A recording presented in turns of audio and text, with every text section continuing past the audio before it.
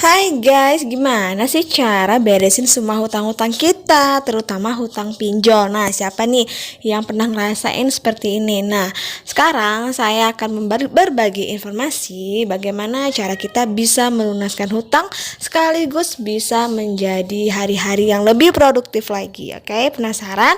Jangan lupa di subscribe, like, dan komen dulu channel saya ini ya. Terima kasih.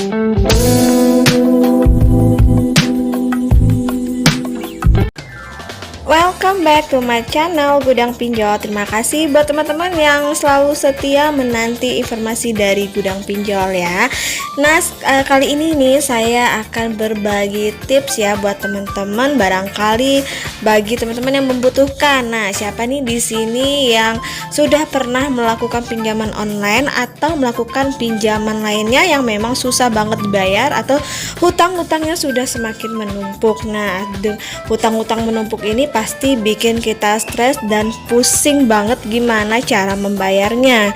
Nah, jadi kan utang-utang ini susah banget buat kita bayar karena kita tidak ada penghasilan ataupun tidak ada pemasukan dari luar ya. Jadi kita hanya mengandalkan gaji kita saja ataupun uang usaha kita aja untuk membayar pinjaman.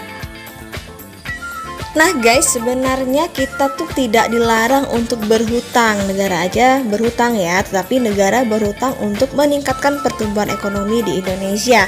Apalagi kita yang berhutang tetapi kita tidak tahu dananya pergi kemana. Nah, disitulah sering terjadi penumpukan hutang yang tidak diselesaikan. Banyak sekali akibatnya ya sebenarnya. Walaupun berhutang itu boleh, tetapi harus tahu batasannya berapa persen. Jadi kalau kita ingin berhutang tidak boleh lebih dari 30% dari pemasukan kita. Karena jika udah lebih dari 30% artinya hutang piutang kita itu sudah tidak sehat karena sudah melebihi dari batasan yang seharusnya kita hutang ya. Jadi di sini ada beberapa tipe berhutang ya. Ada dua, yaitu hutang untuk konsumtif dan hutang produktif. Nah, biasanya nih kebanyakan orang mengambil hutang untuk konsumtif, artinya untuk kebutuhan mereka, bukan untuk keinginan mereka, bukan untuk kebutuhan. Misalkan mereka membeli baju, berhutang untuk membeli handphone, berhutang untuk membeli hal lainnya yang tidak ada pemasukan bagi teman-teman semua. Alhasil ketika kita berhutang, uang itu habis untuk membeli barang-barang yang tidak ada hasilnya. Itu adalah hutang konsumtif ya. Jadi kita meraba-raba bagaimana cara membayarnya, sementara penghasilan kita tidak cukup untuk membayar hutang tersebut. Alhasil terjadilah gali lubang tutup lubang ya. Itu kenapa sering terjadi gali lubang dan tutup lubang, karena penghasilan mereka tidak cukup untuk membayar hutang-hutang mereka. Jadi secara singkat, untuk hutang konsumtif itu adalah hutangnya habis untuk membeli sesuatu yang tidak ada nilainya. Jadi jika teman-teman ingin melakukan pinjaman online ataupun pinjaman di bank konvensional, teman-teman harus memikirkan terlebih dahulu uangnya untuk apa, apakah ada hasilnya, apakah teman-teman bisa membayar angsurannya setiap bulannya. Nah, yang kedua, tipe yang kedua itu adalah hutang produktif. Nah, hutang produktif ini misalkan kita berhutang 100 juta rupiah untuk membeli tanah. Nah, teman-teman tahu kan nilai tanah itu lama-kelamaan pasti akan naik. Jadi untuk tanah ini bisa dijadikan investasi teman-teman, atau teman-teman meminjam uang untuk keperluan atau tambahan modal usaha, atau untuk membuka pabrik usaha agar memperluas usaha teman-teman. Nah, dengan cara berhutang produktif ini teman-teman bisa membayar pinjaman teman-teman dengan memperluas usaha yang teman-teman miliki. Jadi dengan dana yang teman-teman pinjam itu, teman-teman tidak takut lagi untuk membayar hutang-hutang setiap bulannya. Jadi teman-teman ada dana untuk membayar angsuran setiap bulan. Itulah kenapa kebanyakan pengusaha melakukan pinjaman yang besar, yaitu hutang bisa jadi miliaran rupiah. Itu mereka gunakan untuk memperluas usaha mereka agar mereka bisa menambah income dan pemasukan mereka, sehingga mereka bisa melunaskan hutang-hutang mereka. Itulah ya bedanya tipe-tipe orang berhutang. Ada yang berhutang untuk konsumtif, ada yang berhutang untuk produktif. Jadi silakan teman-teman pilih saja tipe yang mana teman-teman ingin. Nah, bagaimana dengan hutang-hutang pinjaman online yang sudah teman-teman pinjam? Pasti sering sekali dipertanyakan atau bahkan banyak yang terlilit dengan yang namanya hutang pinjol ya. Nah, sebelum saya membahas hutang pinjol, nah pasti teman-teman juga bertanya nih, Kak, saya udah coba nih minjam di pinjaman online tetapi saya ditolak terus. KTP saya tidak diterima, kemudian pengajuan saya tidak di ACC. Nah, untuk pinjaman online ataupun di pinjaman bank konvensional lainnya, mereka pasti menilai kita dari data-data yang kita masuk ya. Misalkan kita sudah mendaftarkan di aplikasi lainnya, kita kan pasti memasukin nomor KTP kita dan mereka memiliki sistem untuk menilai scoring dari data kita. Jika nilai scoring kita bagus, maka kita layak untuk diberi pinjaman. Namun, jika nilai scoring kita jelek, maka itulah penyebabnya data kita ataupun pengajuan kita tidak diterima, alhasil pinjaman kita ditolak. Untuk data nilai scoring ini dilakukan setiap bank-bank konvensional dan juga pinjaman online ya, karena mereka bisa menilai kita apakah kita bisa dipercaya, apakah kita layak untuk diberi pinjaman. Itu adalah penyebab utamanya ya kenapa pinjaman kita bisa ditolak ataupun diterima. Mereka melihat dari nilai scoring kita. Nah, untuk bagaimana cara kita melunaskan hutang-hutang pinjol yang sudah kita gunakan. Jadi sebelum mengajukan pinjaman online, sebaiknya teman-teman memikirkan terlebih dahulu untuk pinjaman online ini digunakan untuk apa? Apakah untuk pinjaman konsumtif atau untuk pinjaman produktif? Yang sudah saya jelaskan di awal ya, perbedaan konsumtif dengan produktif. Nah, jika kita menggunakan pinjaman online ini untuk hutang konsumtif, misalkan untuk kebutuhan sehari-hari atau untuk membeli handphone ataupun untuk jalan-jalan, nah bisa dipastikan teman-teman tidak akan bisa membayar pinjaman online ini. Itu kenapa? Karena pinjaman yang sudah teman-teman pinjam itu habis digunakan dan tidak tersisa.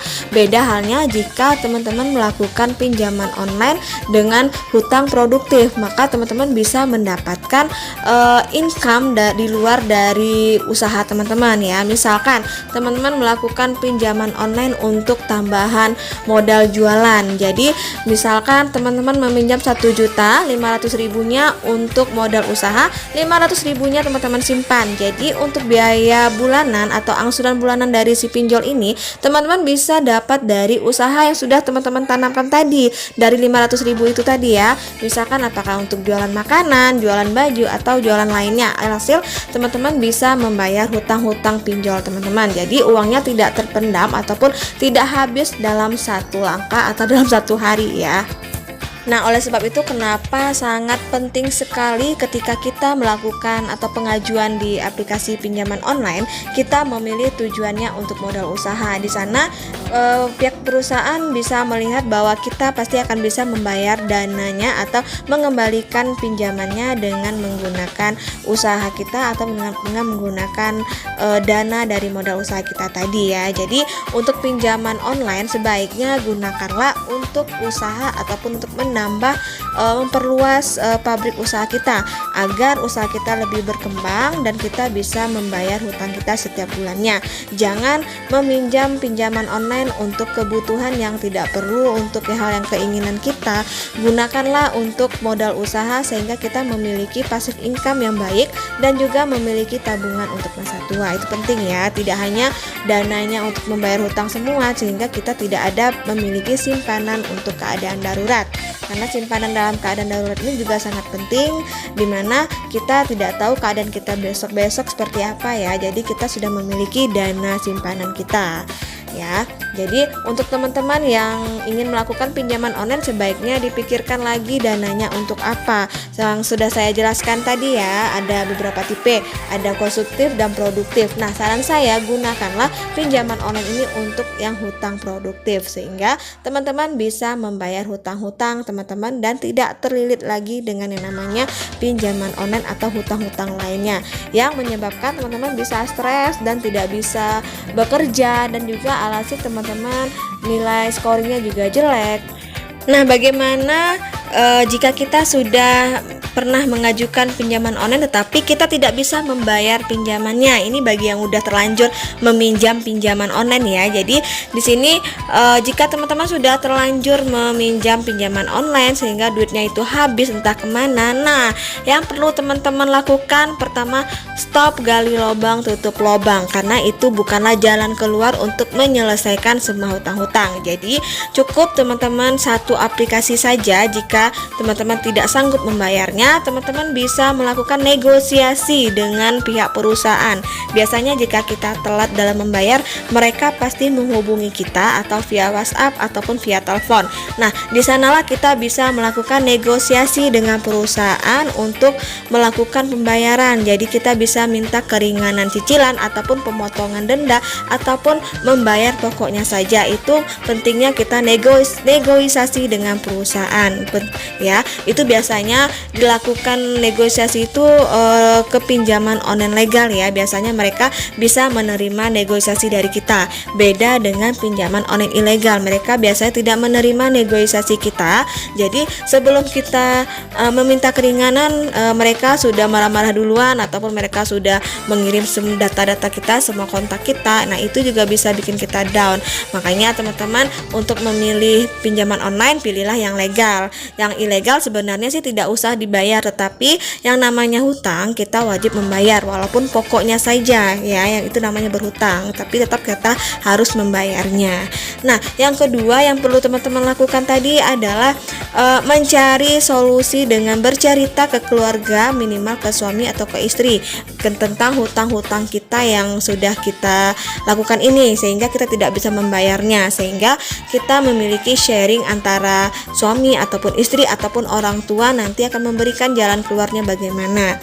Nah, yang ketiga, mau tidak mau teman-teman harus mencari pekerjaan atau usaha sampingan untuk membayar hutang-hutang yang tertumpuk yang sudah terlalu banyak ya. Banyak sekali kok usaha di luar sana, apakah jualan ataupun bekerja, melamar pekerjaan. Selama teman-teman mencoba pasti ada hasilnya, walaupun selalu banyak banget rintangan-rintangannya, tetapi jika teman-teman mencoba pasti ada jalan keluarnya.